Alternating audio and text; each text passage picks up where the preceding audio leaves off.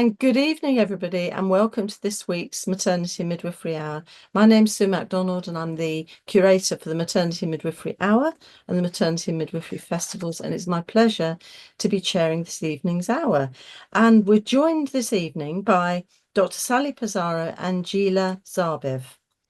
And because we always do this, and I know our audience really enjoy this bit, of just getting to know a little snippet about our speakers. We always ask for a moment of the week. So I'll ask Sally first if you'd like to share your best moment. Oh, no, well, no, maybe not the best moment, but a moment of the week with us.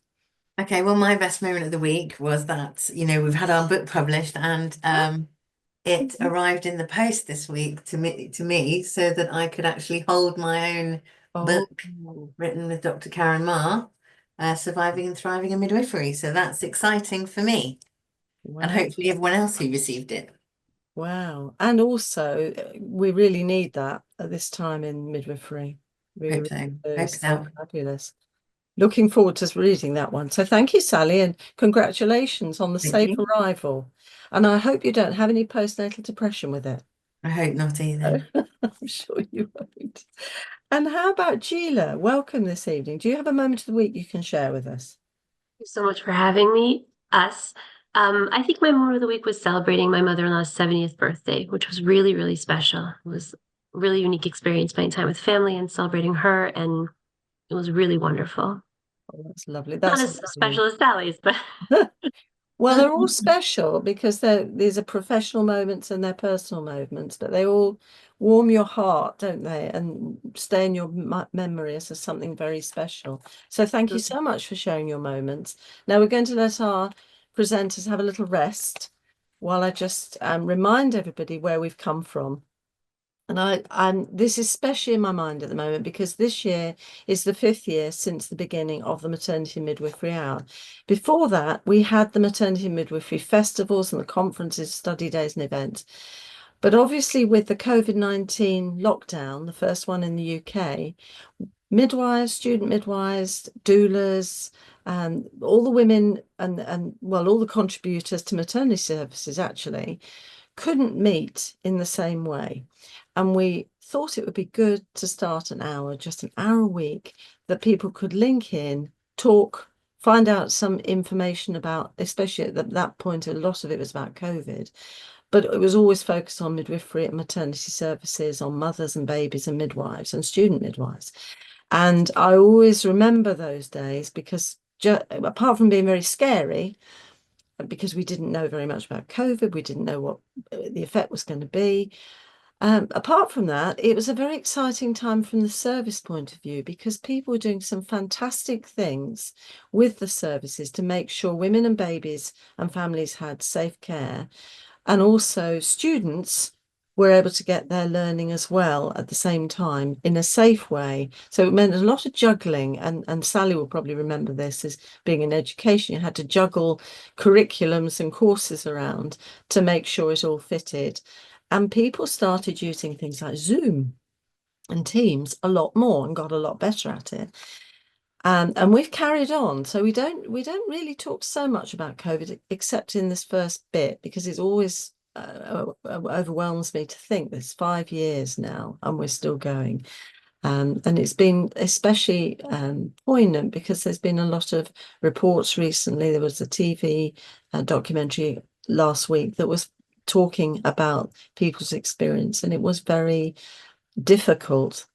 And yet there were some lovely moments as well, but the things that we shouldn't forget. And one of them is being able to connect with each other. Now, the other thing I have to say is everything here is recorded on the Maternity and Midwifery Forum. Everything is recorded. If you go to conferences or festivals, you go to spotlight events, all this hour, everything is recorded. So if you miss anything, or you want to replay it, or you want to play it at your place of work or at university or college, you can access it through the Mapflix. Now, that's my point to say. You will have access to all of these different resources on your resources sheet. So there is a link to Mapflix, so you can go and have a look there. This is a very useful place.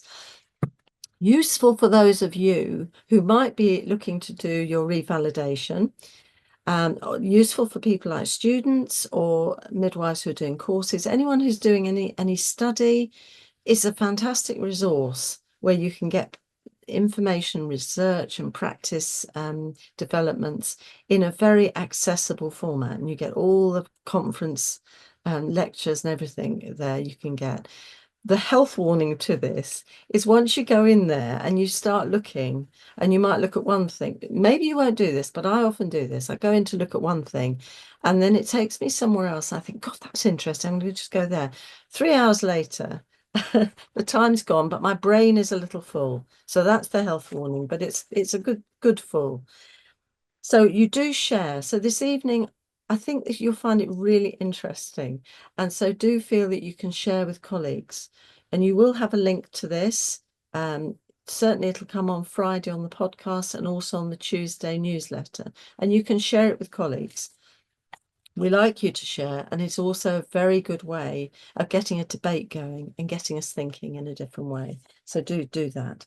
And I'm also going to say a big thank you to our midwives and students who are there at the workplace working today and yesterday and tomorrow so hard to look after women and birthing people and babies and families, everyone in the maternity services.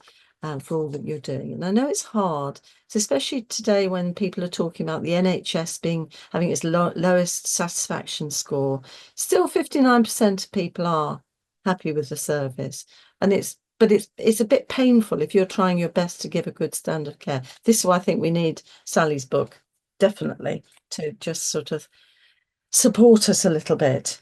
And the other thing is, I put on the link to a link to birthrights, because I just heard on one of the, and I think it was Twitter, it could have been Blue Sky, about investigation by birthrights finding that 2/3 of trusts in 2023 to 2024 were not encouraging women to have home births. That's quite a big thing. And I thought that was very interesting. So I put a little link on that so you can have a look at the original report and have a look at a birthright, because that's a really good source of evidence-based information and with a legal tenet to it. And I've put in a link to the Human Rights Act bit of it. It's a very good link.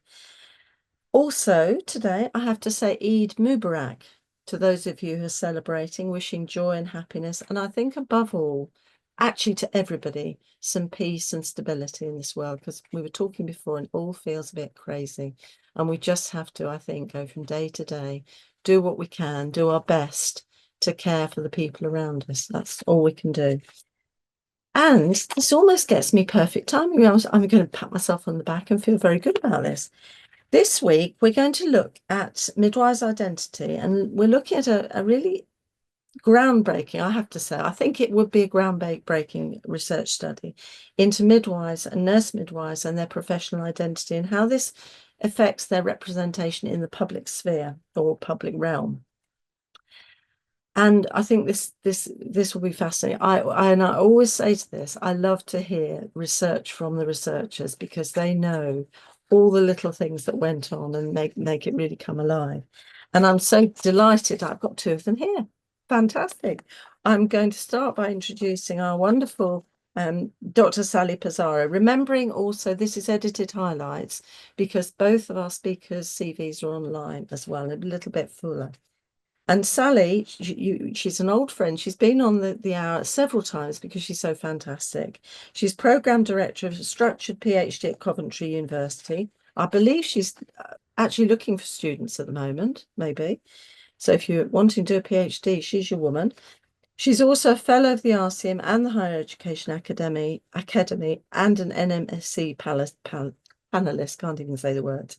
And the audience will know Sally's work into addressing inequalities in reproductive services, improving understanding of the needs of trans and non-binary people, domestic violence and well-being of midwives, which she's just illustrated by a brand new book. And alongside Sally from Canada this evening, big welcome to Gila Zarbiv.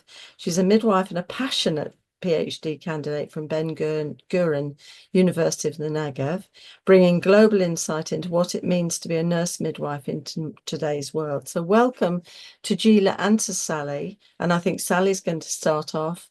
The screen is yours. And thank you so much for both coming. Thanks very much, Sue. Yeah, I'm going to be presenting first, but Gila's actually got control of the slides. So can we get the first slide, please, Gila? Oh, okay.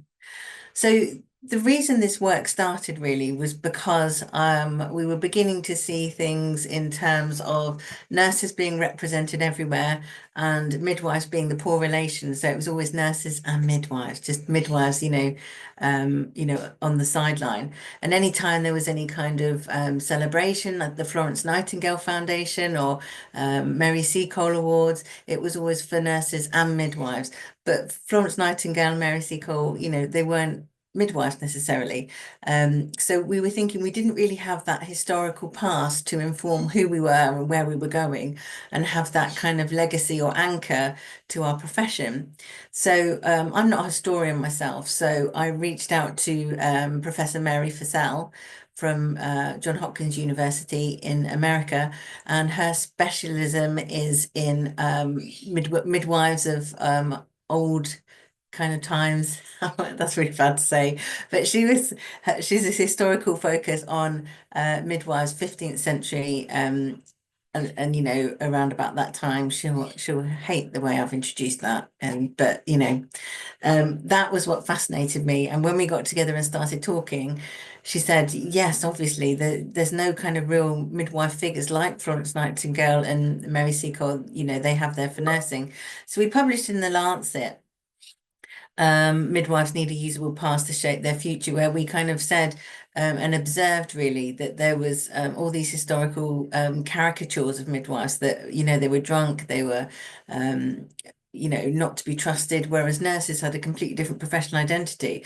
So we wanted to put that in writing really to say, where do we go from here? We need that past and we need that identity. And that quote there is from our study that we're going to introduce today, because the midwives there also thought, you know, we have lost our historic representation, our voices and relics have been erased. Who are we and who's our Florence Nightingale today? So if Gila goes to the next slide, I'll talk you through how we started doing some actual research rather than just observing and talking about things. So we started with some stakeholder engagement. I'd already linked with Johns Hopkins University, but Japaigo at Johns Hopkins University were also really keen to do some work through the Nursing Now Challenge. If anyone of you knows the Nursing Now Challenge, it's a global organization that helps nurses and midwives to thrive and flourish and do great things. So via Coventry University, I was actually working with Lisa Bayliss-Pratt, Professor Lisa Bayliss-Pratt, who was leading the Nursing Now Challenge at the time. And I kind of said, you know, Nursing Now Challenge, where's the midwifery representation? It's supposed to be nurses and midwives, but where's the midwife? So we started to build Midwives in Focus, which was a program within the Nursing Now Challenge to look at midwives in focus, who we were, what we were doing. And there were two large studies that came out of that work, which I led. One is the study we're going to show to you today, which is the professional identity work. And the other was a big piece of work on leadership and what are the 10 characteristics of midwifery leadership coming through throughout the world. So we got these people together and we did lots of webinars. Can I get the next slide, please, Gila? We did lots of webinars where we kind of brought people from all over the world, nurses and midwives, together to say, look, what do we need to research? What do we need to explore? If we're looking at professional identity, what would be useful? And they definitely said that this was needed. It needed to be global. It needed to be done online so we could reach the, you know, as many people and countries as possible.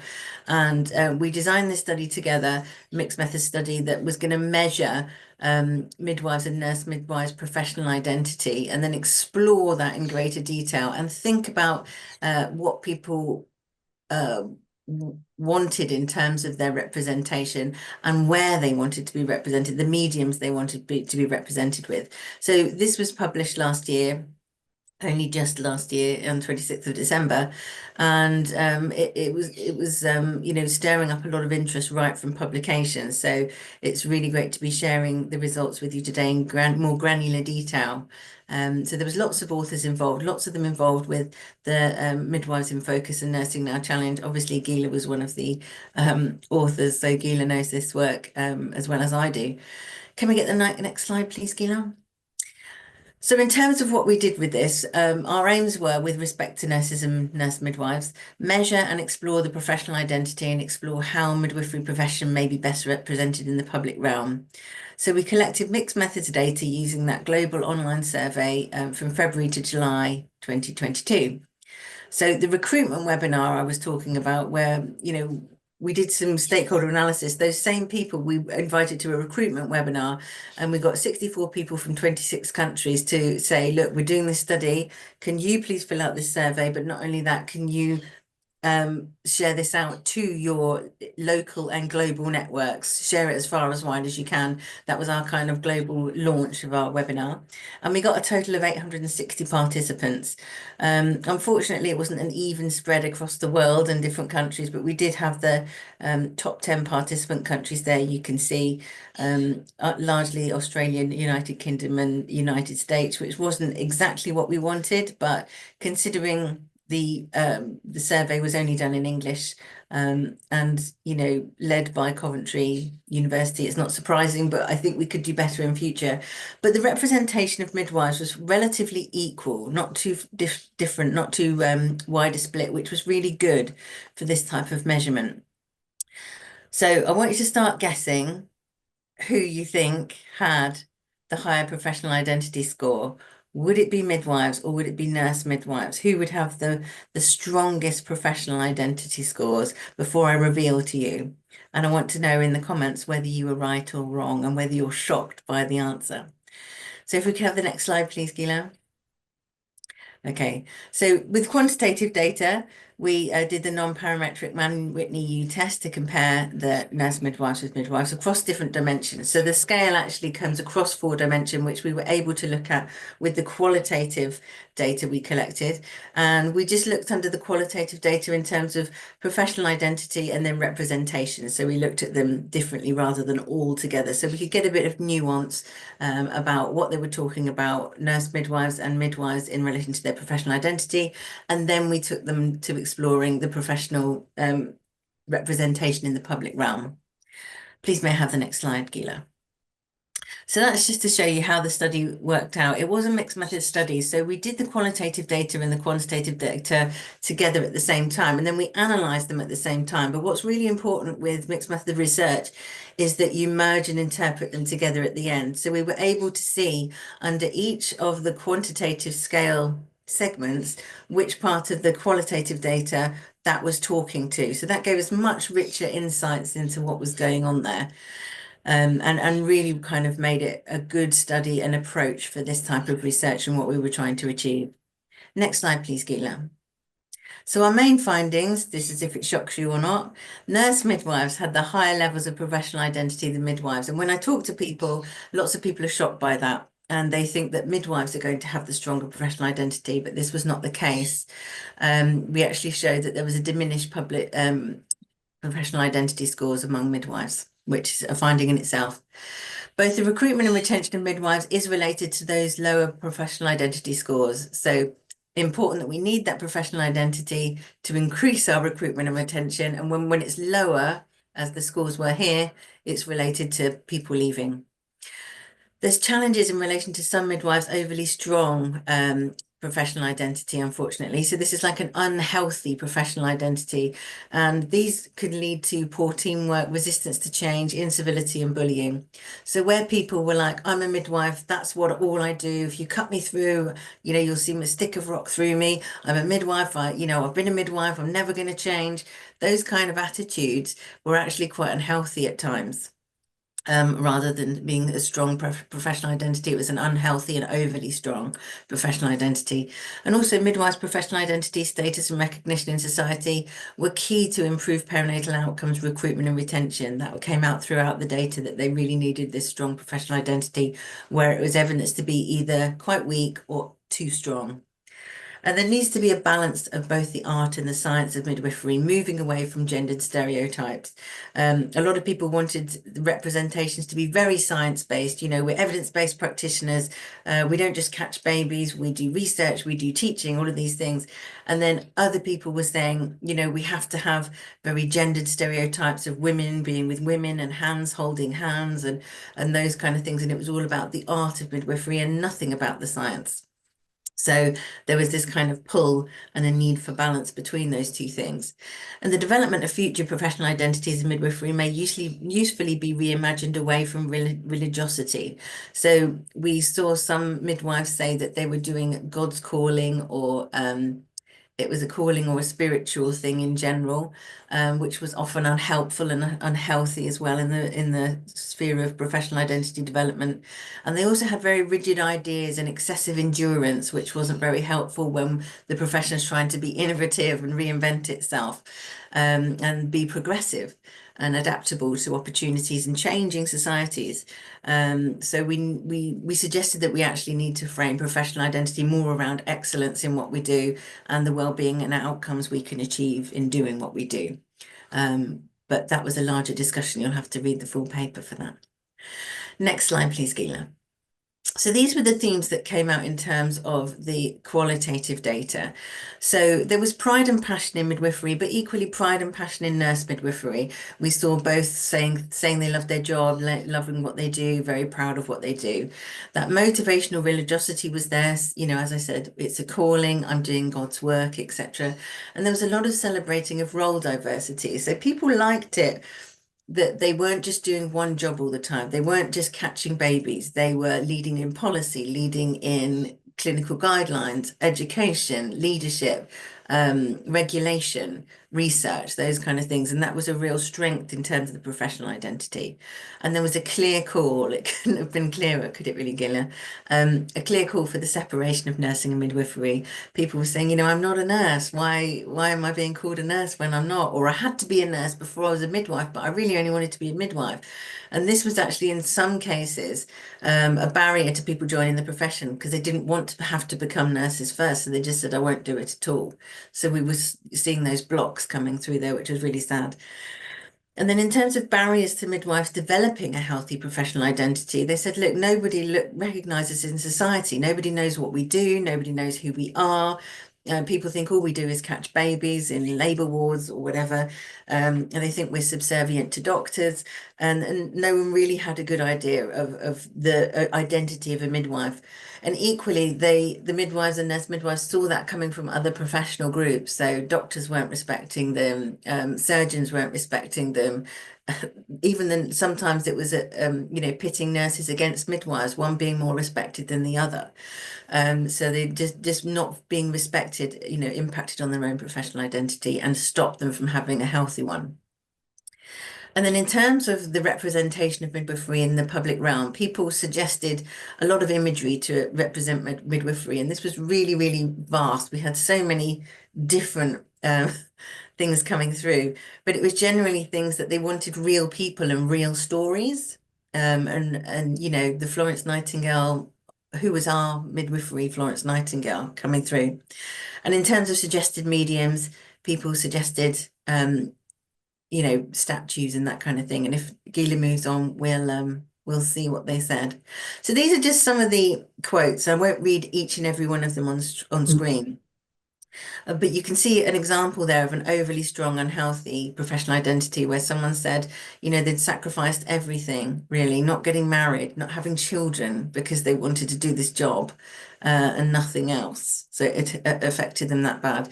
And living and breathing and sweating midwifery, just having nothing else. And that was kind of unhealthy. You know, when we had some occupational psychologists on our team, and that's what helped us understand that. Can we move to the next slide, please, Gila? And again, this is the same, but for nurse midwifery. So when nurse midwives talked about their passion, they talked about being in project management and having skills that they were respected in and they could gain in. You know, you could really see the difference between the pride and passion that nurse midwives had than midwives had. It was still pride and passion, but the difference was they were really the nurse midwives were really about gaining respect and having respect for their knowledge and proud of their knowledge, whereas the midwives, not so much. It was just more about perseverance and just, you know, flogging yourself in the job. Next slide, please, Gila. And this was the religiosity motivations. So this is some of the words they used. Berufung, which is something like a calling in German. And, you know, from Christian point of life, God's agenda, that kind of thing, which again moves away from the evidence-based, science-based, that kind of angle to midwifery. Can I have the next slide, please, Gila? This is the part I was talking about, celebrating role diversity. So people saying this is not the only job I can do. There are lots of specialities. Bearing in mind, these were mainly nurse midwives. You didn't get many midwives talking about role diversity. It was the nurse midwives who said, because I've got dual licensure, I can do this, I can do that, I can bring my midwifery hat to work, I can bring my nursing hat to work, I can do, you know, leadership positions further up at policy level, be an educator, and all these kind of business ideas. And there were far more innovative comments coming from the nurse midwives celebrating that role diversity that midwives didn't have as much because they were focused on clinical largely. Please may I have the next slide, Gila? So these were the calls for the separation of nursing and midwifery, and you can see the kind of reasons they're putting forward. So it's confusing. It's, you know, the nurse midwives are a confusing term. It should be eliminated. You can't be both. You know, you have to be one thing or another. Let's separate everything from nursing. We're our own profession. We want this in a different way. Now, this isn't always going to be achieved because in some countries you have such small populations that it's very difficult to separate the professions. But I think overall on the global scale, this is what people really wanted. And I've been thinking about this myself. You know, if I'm a hairdresser and a midwife, I'm not a hairdresser midwife, am I? So why are we kind of conflating the nurses and midwifery when, you know, one's focused on the medical model and one's on the physiological model? But that's something we can think about and talk about, I'm sure. Next slide, please, Gila. So in terms of the barriers, this was participants describing the lack of professional recognition they were getting. Midwifery work was just not seen as valued, and they just wanted more from society. You know, midwifery is not respected. They're not aware about what we do and what skills we have and what we can achieve. And those more comments like that, more data like that was coming through, and these are just a few examples. Gila, next slide, please.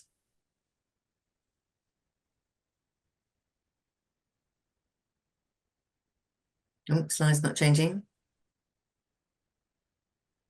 Ooh, there we go. This was the lack of respect from other professions coming through. So this was in terms of nursing colleagues not respecting midwifery, midwives having to be led by nurses rather than being led by midwives. So nobody really understood what the midwives were about. There were second-class citizens to nurses and lots of other professions, obstetricians, gynecologists, not respecting them and coming in and deciding what's going to be done, even though it's a physiological situation. Lots of people speaking clinically here rather than in research or leadership, which is interesting again. Please may we have the next slide, Gila. So I've put this angel here because there was lots of people saying we want midwives as angels and these feminine figures and butterflies and onions, one person said. Like I said, there was a lot of different things people said. Dawn, oh, the opening scene from The Lion King, love, growth, connectivity. And lots of people said it was really sort of important to communicate the role of midwives on the clinical front line using real midwifery characters with personal stories. So we've got lots to work with there, but no kind of one thing about what we need. So that's interesting. Next slide, please. So they definitely said there was a strong need for a statue, a public statue of a midwife in history, a monument, visuals of midwives. Everywhere I see nurses only, can we be seen in the same way? There's a huge statue in London of the Mary Seacole, there's Florence Nightingale, there's not one midwife. So they wanted something tangible, not only digital, but they really liked the idea of art and that art's based in the public space. Next slide, please, Gila. So looking at the implications, have we got anything on that slide? We do. Should I take it from here? Yes, you take it from here, Gila. So thank you so much, Sally. And this research was really incredible, and I think it was surprising for a lot of people. And when we discuss the implications, I think that there are so many implications and so many ways to interpret and take this this research. But if I were to ask everybody here, and you can write in the chat, or you can think it to yourselves, or discuss it with someone sitting next to you with a warm cup of coffee, which I assume is what everybody's doing, or tea. If I were to ask you to picture or describe the professional identity of a physician, of a doctor, or in imagery, what would that look like? You can put it in the chat, you can think about it for a second. But I think that we all would come up with something universal. And I also think that it doesn't matter where you ask this question, you'll get the same answer. It's the white coat, the stethoscope. It's this symbolism that is universal for the word physician or doctor. And the same thing for nursing. If we were to ask, what is a nurse? I think that image is global. I think it's universal. I think most of us would give similar answers. But something really fascinating happens when you discuss the word midwife. There is no image. And this is part of what Sally was discussing and part of what we found. The reason why it may be so fragmented is because it actually doesn't exist. And if you take a look at some of the imagery that happens when you start to look into this concept, you see that there's a few fascinating things. First of all, none of them look the same. Nobody here looks the same. And the other incredible aspect is that no midwife is standing alone. The midwife is always with someone, with an individual, with a woman, with a hand on a stomach, with an infant or a baby in their arms. And I think that this is a very significant yet nuanced point, that that statue that Sally was referring to, it doesn't exist, not in our minds, and certainly not in the public realm. So when I find myself confused or wondering about a question, I go to the evidence. So I say, what does the evidence say about the professional identity of a midwife? What does the evidence share about what a midwife is? And if you haven't had the opportunity to read this exceptional paper in The Lancet by Nove and other wonderful researchers, so like Homer, The Potential Impact of Midwives in Preventing and Reducing Maternal and Neonatal Mortality in Stillbirths, a live safe tool modeling study, don't leave this webinar, but as soon as it's over, read this article. Because they asked a very simple question. They said, what would happen if every person in the world had access to a midwife? And they found something fascinating. They found that across low to medium and medium to high income countries, even with a small, modest scale up, lives would be saved. They found essentially that if we had a 10% increase in access to midwives, we could save 1.3 million lives per year by 2035. Those are numbers that are incredibly hard to fathom. And even more hard to fathom is that if we had universal coverage, every woman had access to a midwife, we could save up to 4.3 million lives per year. So this tells me that part of my professional identity and my imagery is that midwives save lives. First and foremost, midwives save lives. And along with that comes, what do we provide? What care do midwives provide? What does the evidence say? Well, the evidence shows that midwives are able to provide up to 90% of essential care services across the entire health continuum. So if we bring these two aspects together, that midwives save lives and provide up to 90% of what's defined as sexual, reproductive, maternal, neonatal, and adolescent health, SRMNAH, we provide a huge amount of services and in the end result in lives saved. So the imagery that we're seeing of a hand on a stomach or a midwife holding an infant, even the imagery that we're seeing, it doesn't seem to be accurately expressing our scope. So why does this matter? Okay, so our imagery doesn't necessarily reflect our capabilities. Okay, happens. What's the big deal? What actually is a big deal? It has ramifications because this world that we live in is complicated. We were just discussing with Sue and Sally right before how complicated this world is. It is not a good place for women, for individuals, for humanity right now. In Afghanistan, women are being banned from studying midwifery. The ramifications of that small sentence are something that I literally cannot express. It will result in deaths, directly result in people dying. We know that what happened with the Yazidis and the impact of when we take minority populations and abuse them. And those people who were abused are now having babies and suffering from the fallout of that abuse. We now know that gender-based violence is being used as a weapon against civilians, women, men, children. We also know that women and other individuals don't have access to abortion care, basic health care, and they are living in vast maternity deserts with hundreds of miles needing to be traveled in order to see a healthcare professional. These are really intense statistics, really intense realities. We know that 1 in 3 women experience physical or sexual violence, generally, mostly by someone that they know, an intimate partner. And we all know that sentence, that ubiquitous sentence that every 2 minutes, a woman dies due to pregnancy or birth-related complications. And the WHO says that 80% of those deaths are preventable.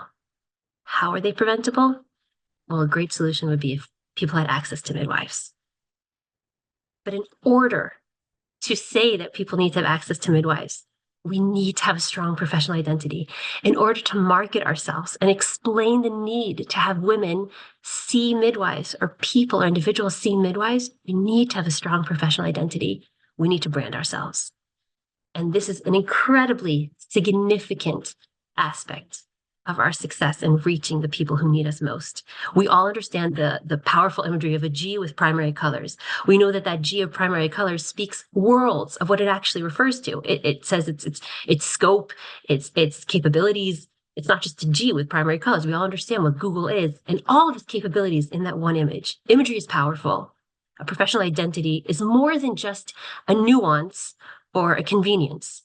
It literally is what markets us to the world and explains why people need midwives. And not having it has a direct implications on our ability to reach the people who need us most. So why is it like this? How did we get here? Well, Sally touched on it and the research touches on it, but midwifery is an ancient art, an ancient profession. And when you're dealing with something so ancient, sometimes we can get lost in the history. I always say that midwives are the original, we are the oldest profession. And I'm always corrected that no, prostitutes are the oldest profession. And I always respond that somebody was treating the prostitutes. Someone was delivering their babies. Someone was providing them with healthcare. It was the midwives. There have always been midwives for as long as there have been humanity. And that creates a bit of a haze because people have literally asked me, what is a midwife? Isn't that a biblical phenomenon? No, I'm not a biblical phenomenon. I may have been around forever, but I have ramifications across every era that I was in. And I think that's where the significance comes in.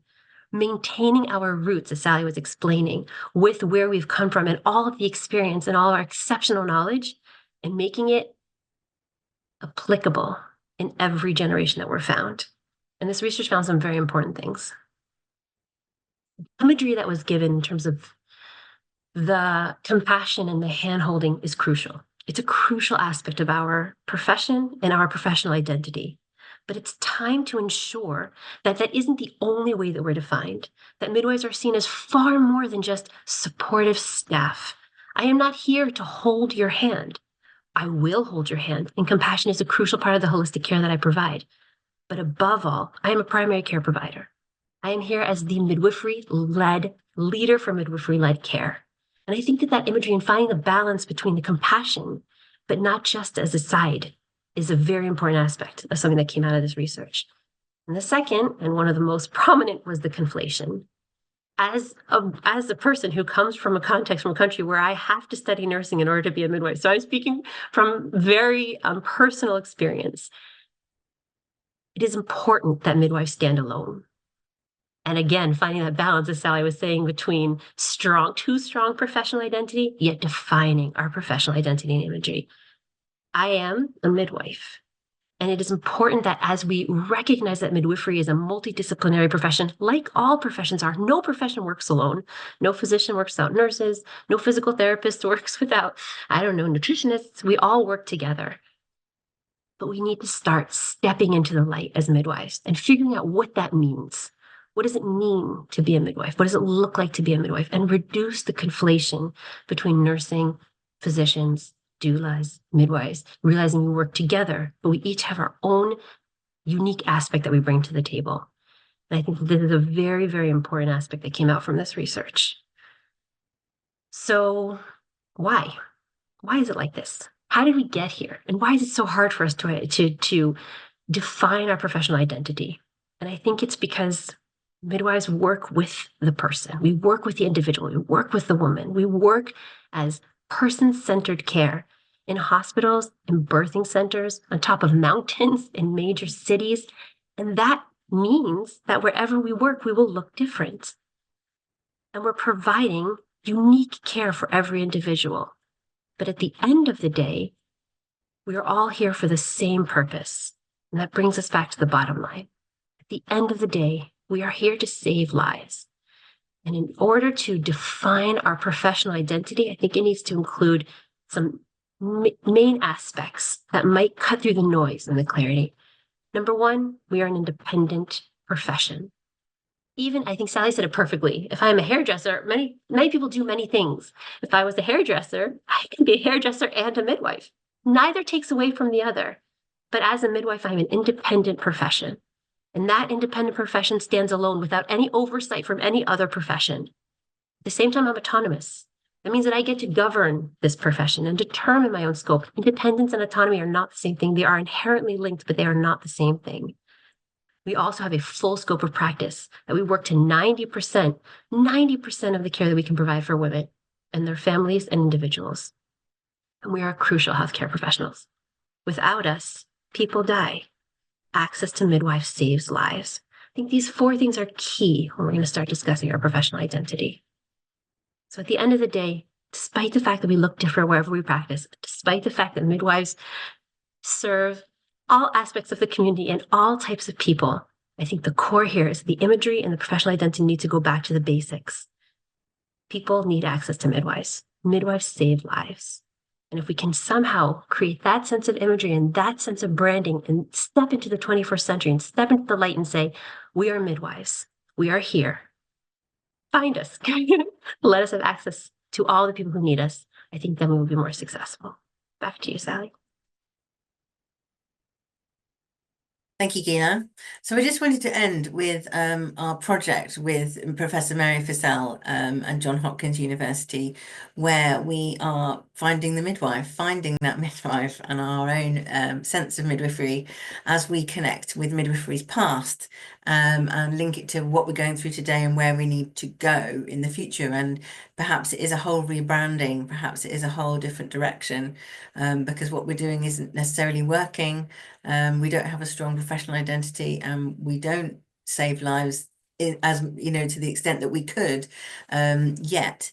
So perhaps that one needs looking at. And this research, we're pulling together a documentary of us finding the midwife, and hopefully that documentary will be ready soon for people to have a look at, pilot, and hopefully follow us along in the journey. You can definitely sign up to our newsletter on the findthemidwife.com and follow us on our journey as midwives join with historians and filmmakers to work out who is our Florence Nightingale, basically. We launched in April last year and we're still going with this project. And I just wanted to leave that with everybody to hopefully explore. And we don't know where we're going on this journey, but we're all on it together. So join us as we go, I think is the message. And I think the last slide is questions. Thank you so much, Sally and Gila. That's very exciting and it's very challenging. And I'm in my mind, I'm thinking, how would you get the logo? I think it was the logo sheet that sort of threw me a little bit because I'm thinking, how could we have a logo that sums it all up? Or, and I know from my work with the textbook, images are really important, and getting the right image that sums up. I had a real feeling of it. I needed this about 3 years ago to be able to search out these images because it was a challenge, because there were so many nursing focused images that they didn't sum up what you wanted to really celebrate. So thank you so much for sharing that with us. We do have a question. And that's from Sheila Brown, or a comment actually. This is Sheila. Hi, Sheila. And Sheila says, so interestingly, the lack of respect from other professions. Definitely noted in the UK, in my experience, with resonance in education. Okay, and then she goes on to say, why is it that they're not more respected? Is it because midwives are predominantly women serving women? Answers, please, on a very large postcard. Sally, what do you think? We did explore gender in the discussion of this because, yes, gender certainly has a lot to do with it. And I've written papers other than this on the need for gender equity and reproductive justice and the problematic link that we have with gender in that it's seen as very binary rather than fluid, and the patriarchy oppresses us all, and how does midwifery fit into that as probably one of the most gendered professions there is? How are we affected by the patriarchy most? And I won't go into that here, but there's lots you can read my papers on those other things, and we did talk about that here because is it feminized work? You know, because it's considered a feminized act, then the act of midwifing is also feminized, and that's not valued by our society. And the medical model as well, you know, the medical model fixes things. It's about fixing, and the nurses are aligned with the medical model, whereas we're not. And we're not necessarily about fixing things because we're about promoting what's already happening physiologically. So that kind of dichotomy is also around in terms of what do we value? Do we value fixing things or do we value supporting physiological processes? That's not as exciting and sexy as this. And if that's true, why? Because again, has it been feminized and masculinized? We're thinking big on those topics, and again, it can be quite controversial to think about big rebrands, but you know, with the evidence in front of us, big change is needed, I think. And Gila, I mean, I think when you're sort of talking about the sort of one woman dying every two minutes and the sort of context of different countries, and of course you had midwives and nurse midwives from different countries. I mean, in a way, Sheila's talking about the UK, I think. And actually, I don't think we're probably have as many problems as some of the other countries where women are under such difficult circumstances because the women aren't valued in the same way.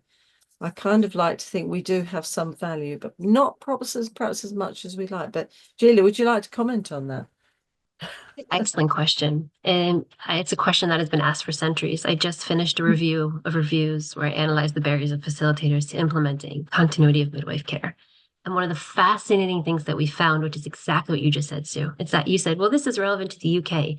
One of the incredible things that we found in this review is that the barriers and these issues like respect and gender issues, they are everywhere. They're global. They were stated in the United States, they were stated in Iran, they were stated in India. They were all the same. And I think that that is a really crucial question.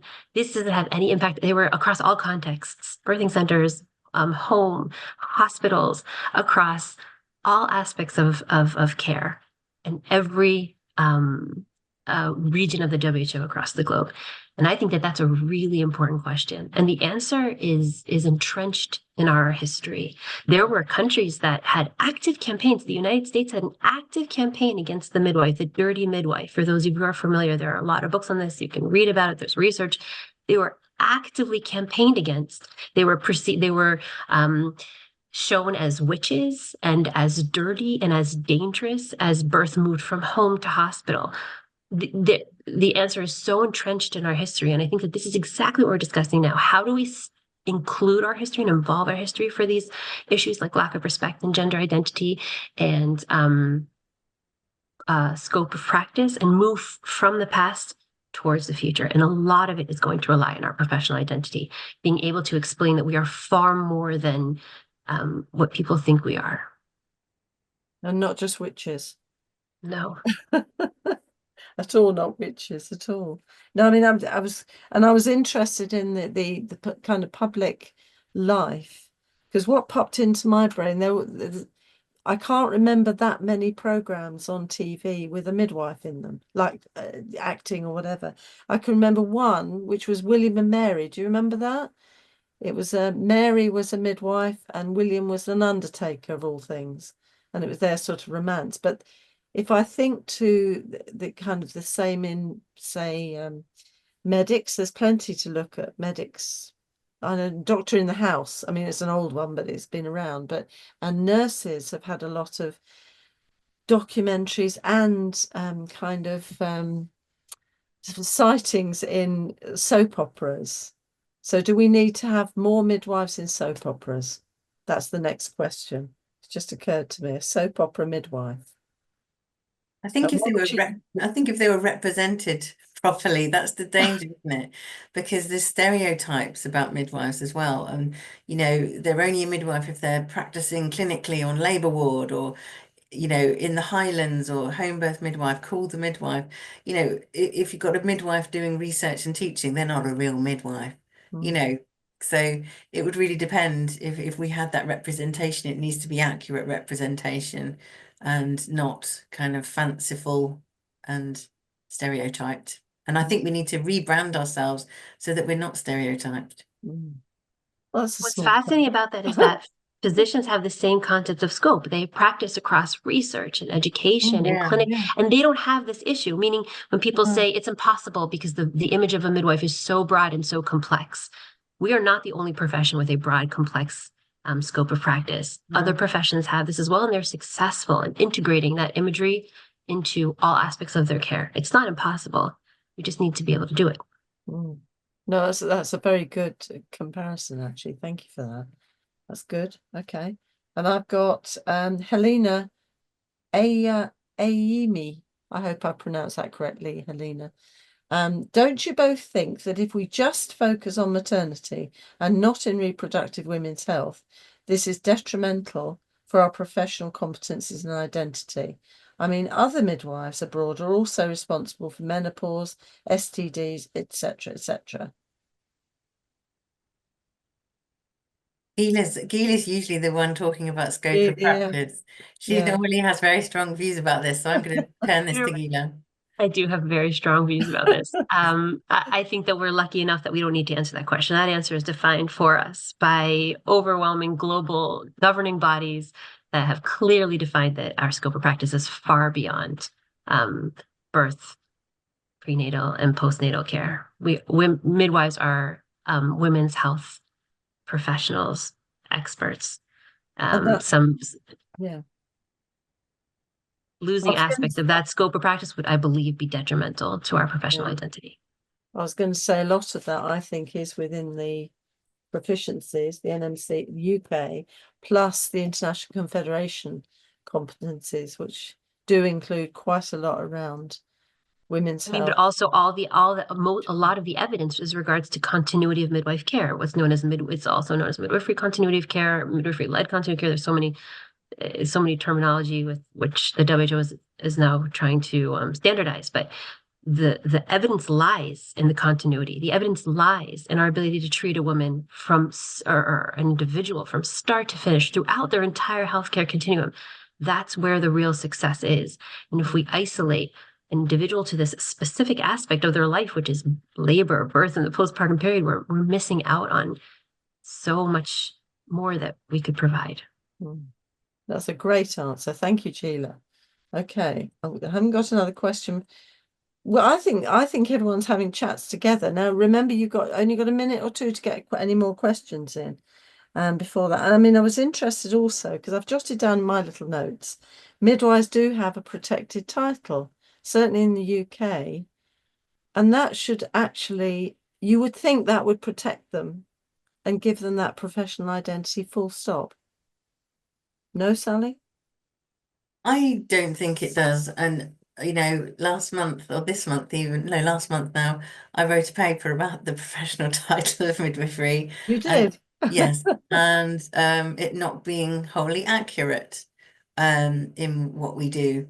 We are not only with women, we are with everyone who births, and not all people who birth are women. And I don't think it, and I don't think it really screams, you know, anything wider than being clinically focused again, because it brings up those images of just being, you know, in that clinical birth room and nowhere else.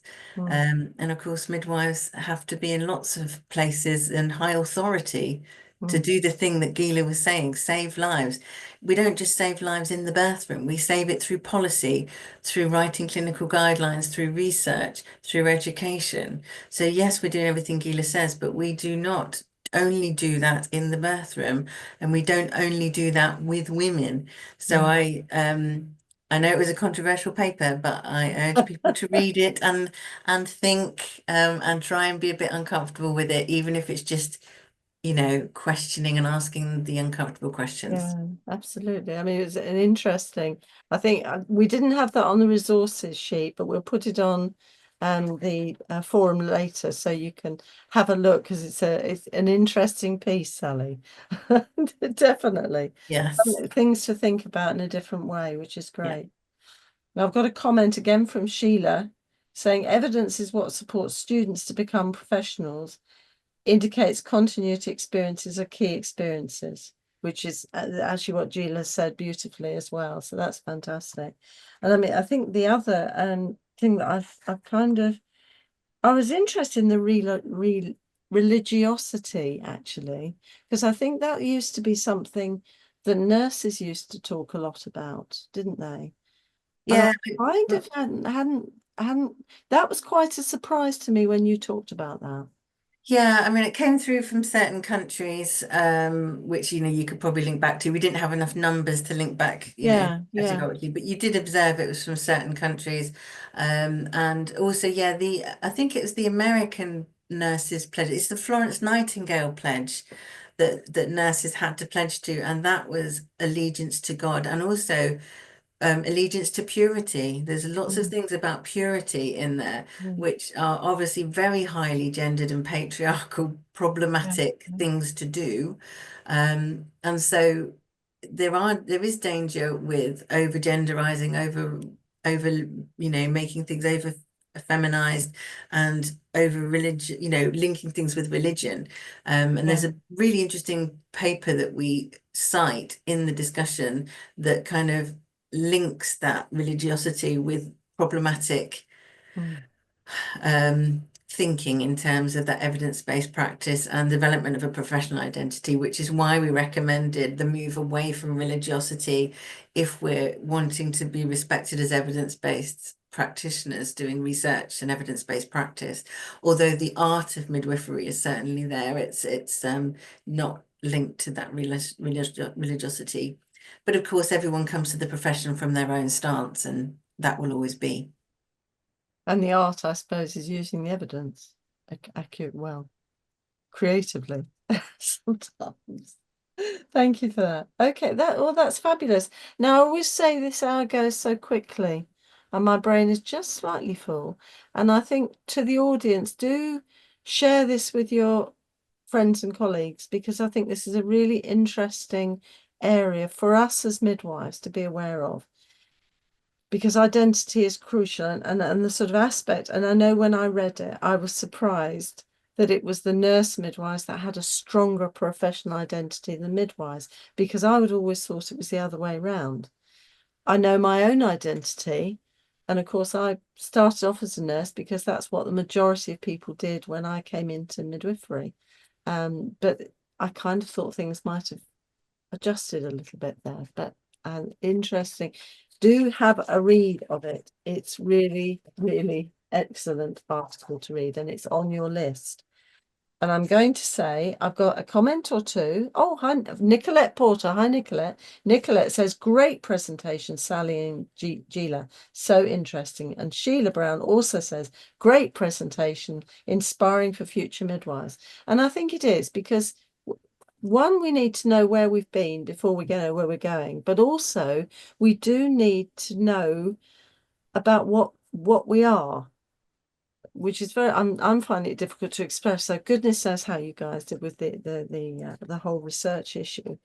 But if it's linked up, and it will improve people's own self-respect as well as respect to the profession, it will help recruitment and retention. And at the moment, that's the big thing for us as midwives. And we need to not just feel better about ourselves, but really value each other, value ourselves, and have value wider out there, because we are.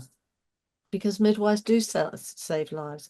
And it's the one key. Now, Mary Renfrew always says it's about a bit about midwifery care, and continuity of care is one of the biggest midwifery interventions which saves and values better life. So fantastic. Thank you so much to Gila and Sally. So I'm going to come to the end, and I'm going to say thank you again to Sally and Gila for joining us. Also, Angela, who's been making sure this is all beautifully recorded. Paul, who's been feeding the comments through to me to make sure everything's running smoothly. Resources should be available still, and you'll have those people who want that podcast 6 o'clock in the morning on Friday. It'll be there. This will also come out in the newsletter on Tuesday. If you're not signed in for the newsletter, it's worth signing into the Maternity Midwifery Forum newsletter, because you get great articles plus these links into the Maternity Midwifery, which is really useful. And do share and get discussing. Next week, it's funny, the word was used, Sally used it a bit earlier. We're looking at doulas, midwifery and maternity service. It's another really interesting area for us that we need to know plenty about. So see you next week, same place, same time, 7 till 8. Stay safe and well, and look after yourselves. Don't forget to book for the Midlands Festival. It's in Nottingham this year. So if you fancy a trip to Nottingham, that's where we'll be on the 20th of May. Got some superb speakers. And otherwise, we'll see you next week. So thank you for coming to this evening. Thank you for the questions and the comments. Take care. See you next week.